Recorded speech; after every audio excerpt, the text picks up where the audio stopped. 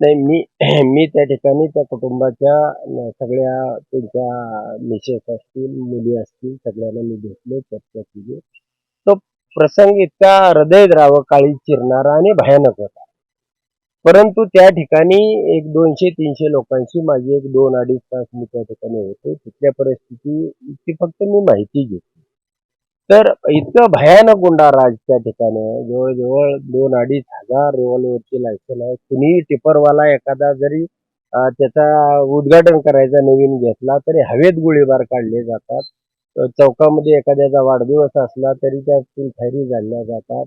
आणि ज्याही पद्धतीनं या कुटुंबावरती नव्हे असे 32 खून त्या ठिकाणी मला लोकांनी सांगितले, की याला जे जे जबाबदार आहेत ते समजा वाल्मिक कराड असेल आणि वाल्मिक कराड ज्यांच्यासाठी म्हणून हा खून करत होता. वाल्मिक कराड हा ज्याच्यासाठी खंडणी गोळा करत होता. वाल्मिक कराड हा ज्याच्यासाठी हा सगळा मलिदा गोळा करत होता. त्याचं कारणच एवढं होतं, की ते कुणाला तरी नेऊन द्यायचं आहे. आणि म्हणून त्या ठिकाणी जे काल सर्वपक्षीय मोर्चा झाला, त्याला माझाही पाठिंबा आहे आणि यापुढच्याही लढाईमध्ये जर त्यांनी वाल्मिक कराड आणि त्याच्या पाठीमागचे सुपरदार यांना जर तात्काळ अटक केली नाही, तर या राज्यामध्ये जिल्ह्यामध्ये मोर्चे.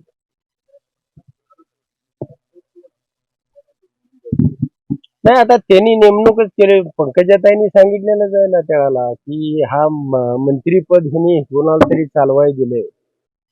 धनंजय मुंडे त्याचा करता करवित आहे आणि ह्या सगळ्या प्रकरणापाठीमागे ज्यांनी ताकद दिली तो सुद्धा तेवढाच गुन्हेगार आहे आणि राजकीय वरदहस्त असल्याशिवाय इतके खून, इतके मारामाऱ्या, इतकी खंडणी, रोज 1 कोटी रुपये घेतले घरी घेऊन गेल्याशिवाय हा वाल्मिक कराड झोपत नव्हता, असं ते बीड जिल्ह्यामध्ये सगळ्या लोकांच्या माहितीने.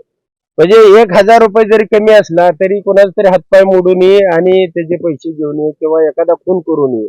इतकं चिल्लर काम. त्याला 1 कोटीला 1 लाख कमी असतील तरी त्या दिवशी त्याला झोप येत नव्हती. म्हणजे हा प्रकार ह्या राज्यामध्ये घडत असताना हा काही एका दिवसामध्ये घडला नाही. याच्यामध्ये राजकीय ताकदी किंवा वरदहस्त असल्याशिवाय हे घडू शकते.